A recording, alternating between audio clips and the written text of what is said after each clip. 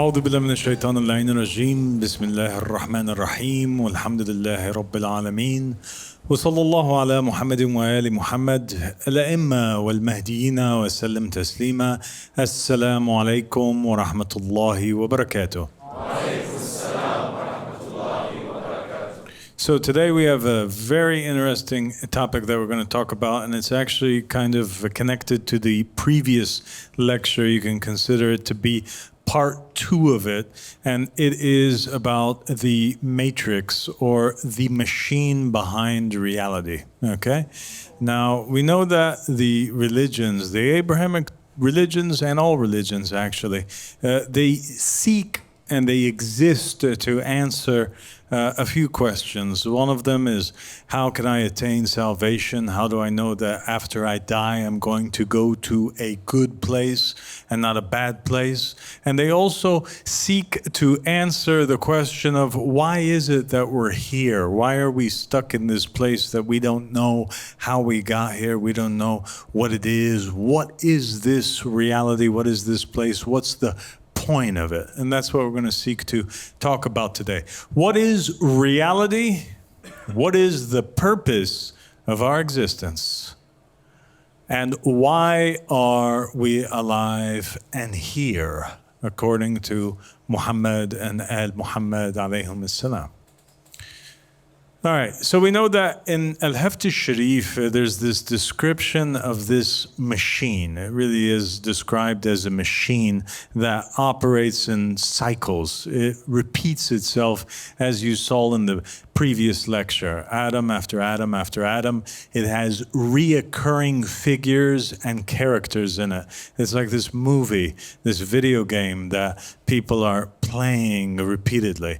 And it has in there an Adam and Noah and Abraham and Moses, Jesus and Muhammad in every cycle. There's also a judgment at the end of every cycle. And souls, we know also from the previous lecture, they have to go through it. It doesn't seem like there's an escape. Every soul has to go through this place. The ones who succeed, we said, become angels, and the ones who fail, they end up becoming animals and demons. Al-Hafth al-Sharif teaches that each person has 21 incarnations. All right? Let's see the segment of the text that explains that. Al-Mufaddal ibn Umar said, I asked my master Ja'far as-Sadiq alayhi salam, how long does it take for a believer to rise to his degree until he becomes devoted and ascends to heaven and descends down to the earth? He said, in 21 incarnations. It takes a person 21 incarnations in order to become complete. I said, how long is the incarnation in years, O Master?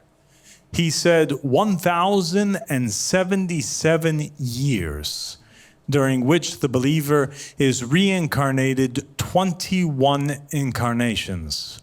And that is that for every 100 years of these years, there are 2 incarnations. For if there were more than 50 years in an incarnation, then the same amount that had increased from the 50 years in the first incarnation is subtracted from his life in the second incarnation. And if he lived in the first incarnation less than 50 years of age, his age is increased in the second incarnation the same amount that it was decreased from the 50 years of the first incarnation by those calculations, until there are 21 incarnations in the length span of 1,077 years and 7 hours. Very precise in Al-Hafth al-Sharif. So what are the mechanisms based on that narration? Imam Sadiq alayhi salam is saying that the believer is assigned 21 human incarnations. The disbeliever also is assigned 21 human incarnations, but then if he ends up failing, which the disbeliever does fail, he will have an unlimited amount, possibly, of incarnations as maskh. So when we're talking about the 21 incarnations, these are human incarnations. The animal ones don't count. They're not within this time limit. Some spill over and some under, but in the end, the total is 1,077 years spent as a human. Meaning what? If every incarnation is 50 years, all right, or approximately 50 years, when Imam Sadiq alayhi salam is saying it, he means approximately 50 years. Because if you divide 1,077 by 21 incarnations, you'll find that it's about 51.28 actually. So it's just a method of him speaking. So what is Imam Sadiq alayhi salam saying? He's saying that if you have a person that is supposed to get 50 years and he dies at 31 years, he's still owed 20 years, so his next incarnation, he'll be 70 years old instead of being 50, okay? All right. So do all people get 21 incarnations? Well, that seems like a trick question because it seemed like we had just said that they do. But actually, the incarnation numbers vary. They differ. Not everybody will get 21 incarnations, but you will get 21 incarnations. How is that? So I said, oh, Master, a man might live to be 120 years and perhaps more than that as well. So Imam Sadiq alayhi salam explains and he says, and that too, because perhaps he will die in this hour or this day while he is in his first incarnation. And perhaps he will have 2 incarnations and he lives in each 1 year or less than a year. Whatever increases over 100, 2 incarnations are decreased from him. So that's the thing. You might live 2 incarnations in 1 lifetime. Okay? All right.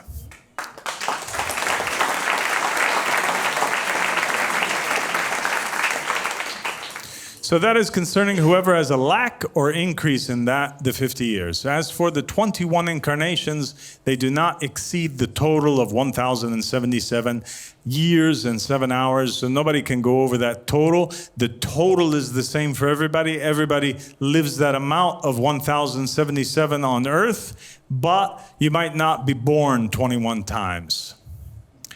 And that's interesting because it goes along actually with what Imam Ahmad al-Hassan had previously said. Because he said, for example, about Hawa Eve, he said that she only had 2 incarnations, the one that she has today and the one that she had in the time of Adam and Eve. So this is only her second one, right? But when we look at Genesis and Islamic hadiths, they place Adam's life at around 930 years. And they place Eve's lifespan around the same. So 1,077 minus 930, that means that she has 147 left. So obviously she lived many incarnations in 1 incarnation. For every incarnation over 100 is counted as 2, and so 930 would have been counted as like 19 incarnations. Okay? Yes. All right.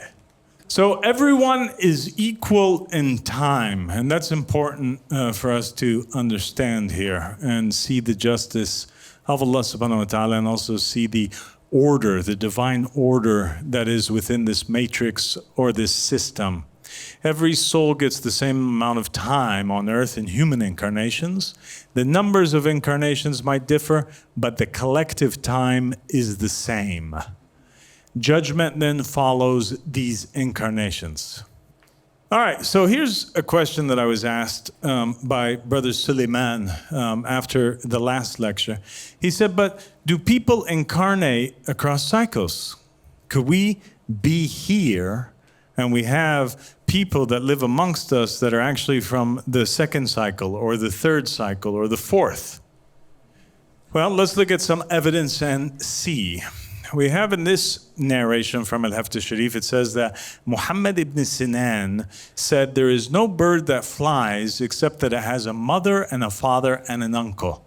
Now, this seems like a simple statement, but it's actually a profound statement that he's saying. What he's saying is that there is not any single bird or fly that has been created, okay, except that this bird and fly used to have, as a human being, right, a mother and a father and an uncle, all right? And so Abul Hassan turned towards a carpenter who was working at his house and said, you see that carpenter there? He was a rooster in the first cycle, and today he's a carpenter. Okay? Yeah, so obviously it seems like it is possible, but let's look for more evidence. In another section of Al-Hafti Sharif, Al-Mufaddal said, "O Master, did the companions of Al-Hussein see Gabriel?" He said yes, and they saw Michael and Raphael. And that's important because we know Gabriel's from the first century, right? And Michael's from the second cycle. And I see them and you see them. Al-Mufaddal said, "O Master, I see Gabriel, Raphael, and Michael." He said yes. I said, "O Master, in one image or in different images?" He said, "Rather in our image." Al-Mufaddal said, "O Master, when have I seen Gabriel?" He said, "You've seen him today." Al-Mufaddal said, "Where?" He said, "In this house of ours." "At what time?" As-Sadiq alayhi salam said, "In this very hour. Would you like him to talk to you?" He said, "By Allah, I would." He said, "O Abul Khattab, are you Gabriel?" Abul Khattab answers and says, "By Allah, I am Gabriel. And by Allah, I'm the one who was sent by Al-Hussein minhu salam to the cursed Umar ibn Sa'd. And I'm the one who spoke to him and shoved his face into hell, he and all of his companions.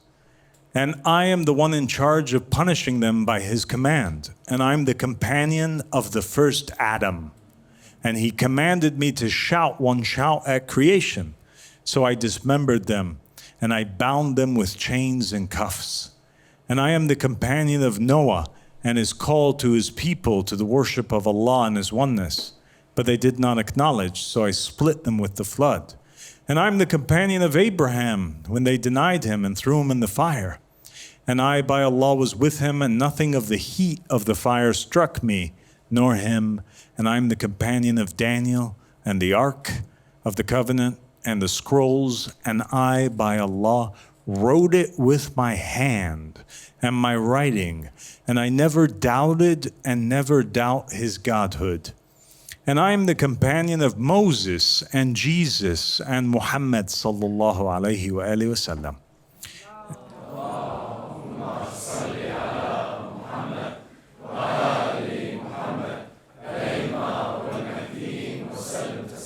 "And I am Abul Khattab and the father of good, and I am the one who shouted a shout at the people of Lot, and I destroyed them. And I am between the hands of every imam in every age and time, in different images and under different names. And I am with the Qa'im between his hands. I blast the oppressors with his sword, and he commands me, and I obey him, and I give life and death and distribute sustenance by the command of my Lord." Okay. So why was that important? That was important because he's revealing himself. He's an angel from the first century, but he's revealing himself as Abul Khattab. Well, once he reveals himself as Abul Khattab, that means that he was born, because Abul Khattab was a companion that was born. He had parents, we know about it. He lived a normal life, so he was actually incarnating. So he was an incarnation of somebody who lived from the first century in the seventh cycle, or from the first cycle in the seventh cycle. All right, evidence number 3. So, in Al-Hafti Sharif, Al-Mufaddal ibn Umar is asking Imam As-Sadiq, "O Master, is there an end to paradise and hell and a time limit?" Now remember, paradise and hell is at the end of a cycle. He said, "Yes, because Allah said in the story of paradise and hell, they will dwell therein for all the time that the heavens and the earth endure, except as thy Lord willeth." He said, "O Master, to where then is the destiny of the people of paradise and the people of hell?" So at the end of the cycle, after the heaven and hell, where do they go? Imam As-Sadiq minhu salam says, the people of hell become of the despicable. He said, what are the despicable? He said, bugs and flies and ants and the likes of that. So obviously, where are they going to be bugs? Where are they going to be ants and flies? In the next cycle, when it repeats itself. He said, they transfer from thing to thing? He said, yes. And they transfer from creation to creation, for that is the greater punishment. He said, O Master, what do the people of paradise become? He said, angels. All right, so we get from there that a man comes out of Masakh into human form again. So transitioning back to human after Masakh is possible in a new cycle, the rooster. This means that every cycle is a new trial. It's a new turn. People get a new chance, even the disbelievers do. Humans from previous cycles can return to new cycles as angels who descend or incarnate in human form. So we saw from these traditions that the creatures, whether they're bad, whether they're good, whether they're animals, whether they're angels, they are all coming back from one cycle, pouring into another cycle. So it is possible. And that means something really phenomenal, to be honest with you. The people of heaven and hell enter new cycles as angels or beasts or humans. It means that actually in this Raja, we might not just have one Moses or one Adam. We might have the Adam and the Noah and the Moses from the first cycle and the second cycle and the third cycle and the fourth and all the people again.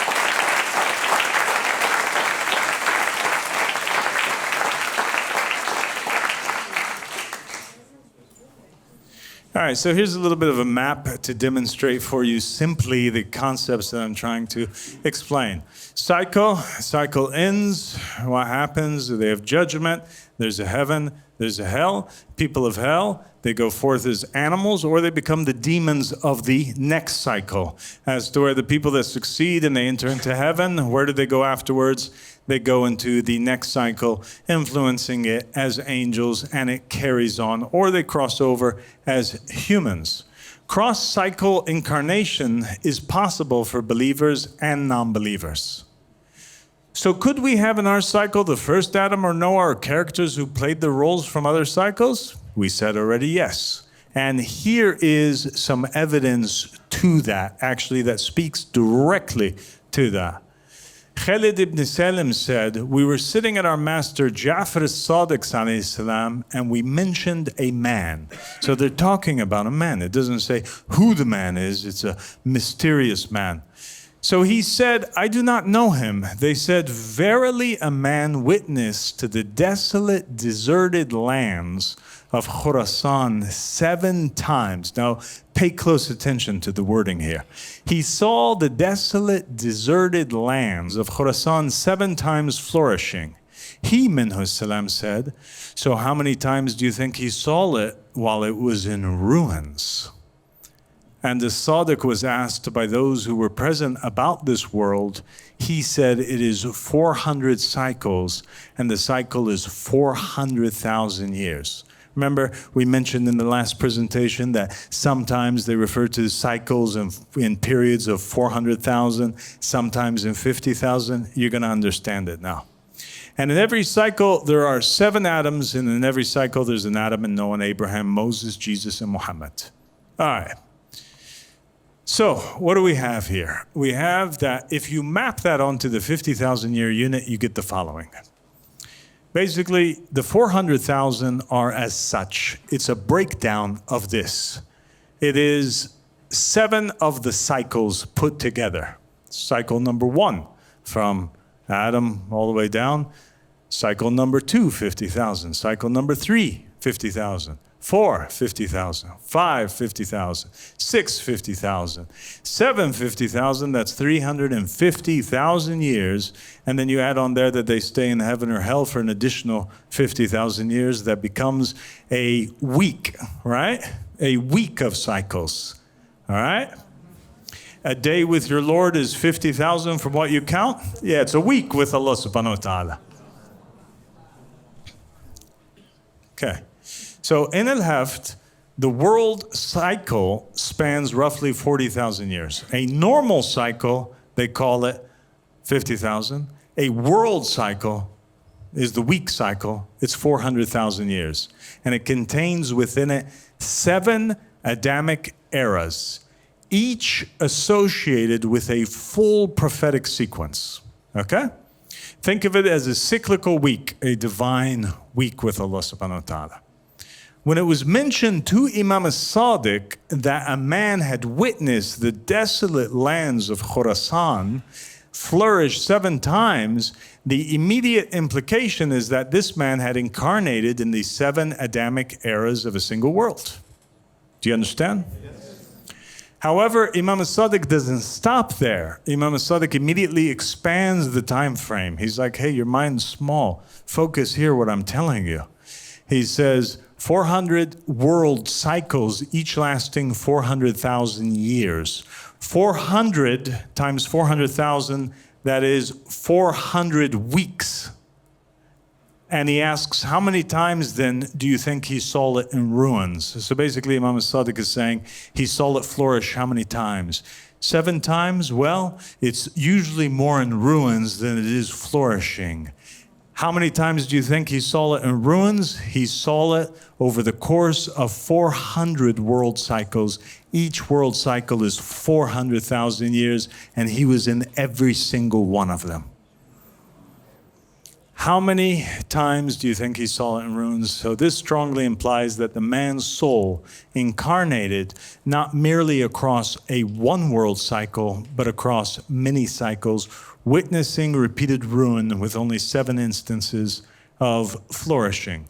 So the problem here that we have is that we have the story, very simply put, of a man it seems to be stuck in the matrix. He can't get out. You know, he is stuck and he can't get out, and he's stuck for a very long time. So humans can remain trapped endlessly in cycles or in the matrix if they do not pass. That's the thing. Once you come in here, there is a desired result. You have to complete the requirements to exit the matrix. You can't exit otherwise. You will be stuck here. Tracing lineage through cycles. Imam al-Baqir alayhi salam says, there passed upon our father, the prince of the believers, Ali ibn Abi Talib, a man. So he said to him, O Prince of the Believers, O Amir al-Mu'mineen, what are these lineages that people trace themselves to? Meaning, I'm the son of so-and-so, son of so-and-so, son of so-and-so. So he called him and said to him, trace your lineage. So he said, yes, I trace my lineage to Ad and Thamud and Qarun, and between them a lot. He had his whole legacy line, family tree memorized. So he said, Imam Ali alayhi salam responded to him and said, you do not know how to trace your lineage. I will tell your lineages, and I'm going to tell you mine. I am Ali, the 7th of the 7 weeks of the Adamites. So, is the appearance and details of every cycle the same? In every cycle that takes place, we know that there's an Adam. We know there's a Noah. We know there's an Abraham. Right? We know that these characters come. But is it exactly word for word the same? Are the events precisely the same? Well, let's see. We have a clue in this piece of poetry that was written by Abdul Muttalib, the grandfather of the Prophet Muhammad sallallahu alaihi wasallam. He wrote this story, a poem about the story of Ibrahim ibn al-Ashram, who is basically Abraha. And its verses are the completing, unchanging ones in their course for the purpose of understanding, and they are as follows. O caller, you have made me listen to everything you said, and I am not deaf. Allah supported a truthful matter.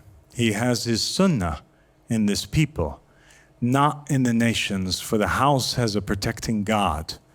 Whoever approaches it will be destroyed. I told Al-Ashram to purify his heart. Verily, Al-Ashram will be caught up with regret. Until he said, we know Allah, and in us is the trait of keeping kinship ties, and we keep and fulfill theos. And we have an incarnation in every cycle. One time in the Arabs and another in the non-Arabs. So that's a major detail that changes in the cycles from one time to another. That means that basically, one time the Ahlul Bayt alayhim salam appear as Arabs, one time they might appear as Persians, one time they might appear as Germans, one time they appear as Americans, one time they appear as and. They are sent to the Arabs and the non-Arabs. So there are details that change. In every cycle or universe, the details may change slightly, as we previously saw with the 7 different speeches of Moses.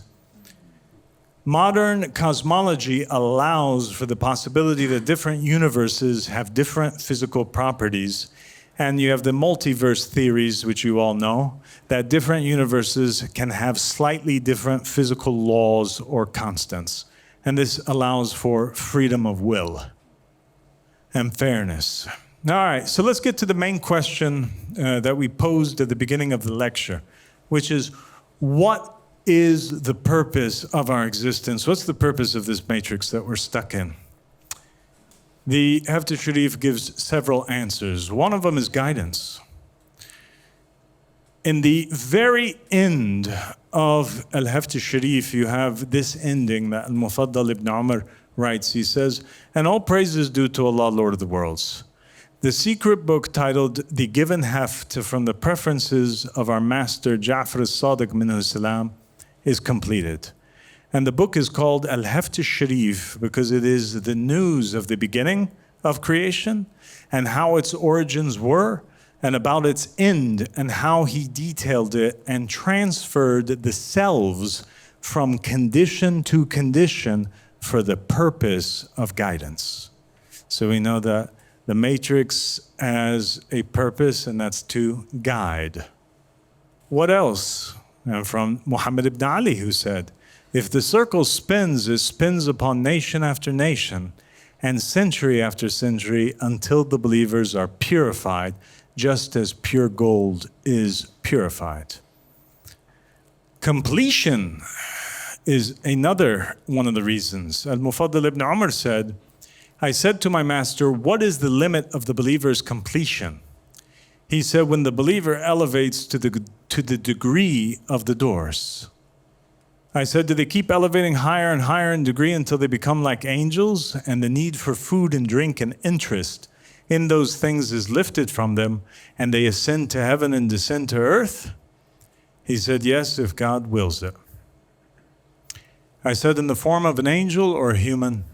He said, "In any form that they will." So completion is also one of the reasons. So what is completion? Al-Mufaddal said, "O Master, describe to me knowing Allah, His true knowing, and completing in knowing. What is this completion?" As-Sadiq said, "When he knows Allah purely, without any suspicion or doubt, and confesses that his Lord is the High, Most High, and admits to His Godhood and oneness, and that He is rich and noble." So when he's free of all doubt. So the goal of the matrix is to separate the believers from the non-believers and to purify them to the point that they are perfected in belief and free of doubt. Why then do the purified ones come back to the matrix after paradise, though? Duty. In Al-Haftar Sharif it says, "For the knowing of your Lord is the final destination. And you must be dutiful to your brothers from the preferred ones of Allah, for rescue is within it.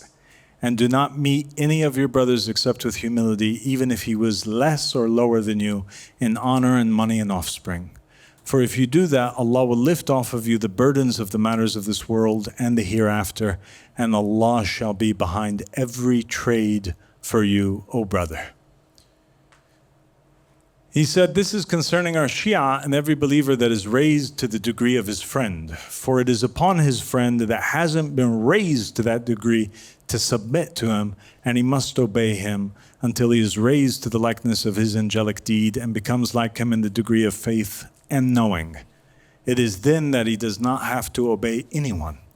In fact, it would be incumbent upon all his brothers who are less than him in degree to obey him until he reaches the degree of the door."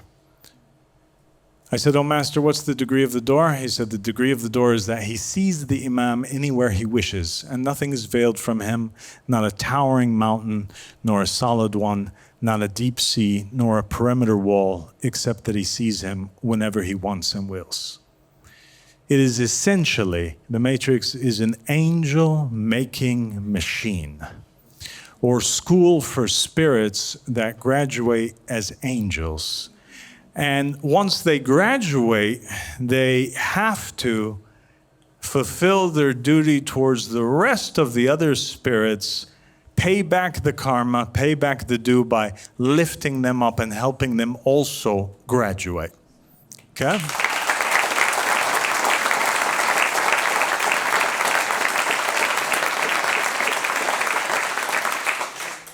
So the Matrix is a purifier.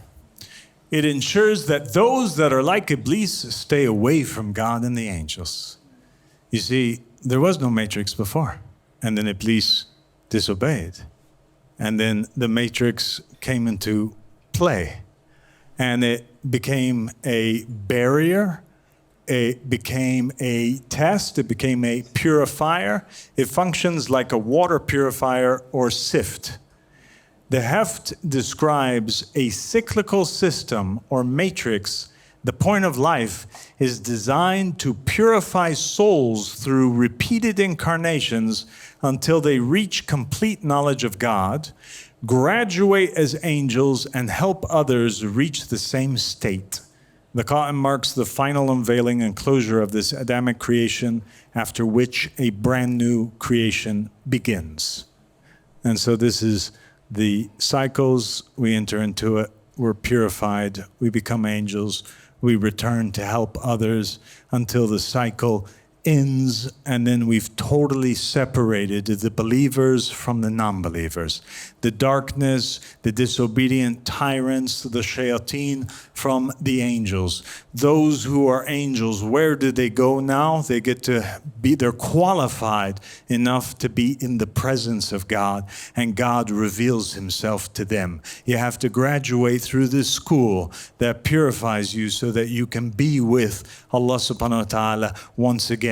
And the Matrix acts as a trap and a sift, a place that Iblis created that got turned on him by God, that traps all of his shayateen inside of it forever and ever and ever, so we don't have to deal with them no more. Assalamu alaikum.